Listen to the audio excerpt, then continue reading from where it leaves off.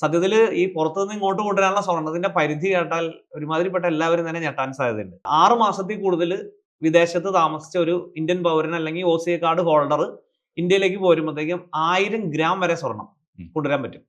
അതിന് ഒരു പ്രശ്നമില്ല. പക്ഷേ ഡ്യൂട്ടി അടച്ചിട്ടാണ് കൊണ്ടുവരാൻ പാടുള്ളൂ. ഡ്യൂട്ടി അടയ്ക്കാത്ത സ്വർണം കൊണ്ടുവരാന്ന് പറഞ്ഞാൽ നമ്മുടെ ബാഗേജ് റൂൾസിൽ പറയുന്ന സ്വർണ്ണമാണ്. ഈ ബാഗേജ് റൂൾസിൽ പറയുന്ന സ്വർണം എന്ന് പറഞ്ഞു കഴിഞ്ഞാൽ നമ്മൾ കൊണ്ടുവരുന്ന അക്കമ്പനീഡ് ബാഗേജിന്റെ അകത്തോ നമ്മുടെ ബാഗിന്റെ അകത്തോ നമ്മുടെ ശരീരത്തിൽ വെയർ ചെയ്തിട്ടോ കൊണ്ടുവരുന്ന സ്വർണ്ണമാണ് ഈ പറയുന്ന ബാഗേജ് റൂൾസിൽ പറയുന്ന ഡ്യൂട്ടി അടയ്ക്കാതെ കൊണ്ടുവരാവുന്ന സ്വർണം. അതിന്റെ പരിധി എന്ന് പറഞ്ഞാൽ ഒരു പുരുഷനെ സംബന്ധിച്ച് 20 ഗ്രാം ഗോൾഡ്, ഒരു സ്ത്രീയെ സംബന്ധിച്ച് 40 ഗ്രാം ഗോൾഡ്.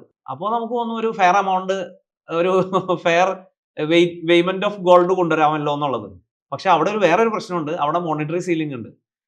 20 ഗ്രാം അല്ലെങ്കിൽ 50,000 രൂപയുടെ സ്വർണം ഒരു പുരുഷനെ സംബന്ധിച്ച്, 40 ഗ്രാം സ്വർണം അല്ലെങ്കിൽ 1 ലക്ഷം രൂപയുടെ സ്വർണം ഒരു സ്ത്രീയെ സംബന്ധിച്ച്. ഇപ്പോഴത്തെ സ്വർണത്തിന്റെ വാല്യൂ അനുസരിച്ച് ഒരു സ്ത്രീയെ സംബന്ധിച്ച് കഷ്ടി 1 പവൻ സ്വർണം കൊണ്ടുവരാൻ പറ്റും.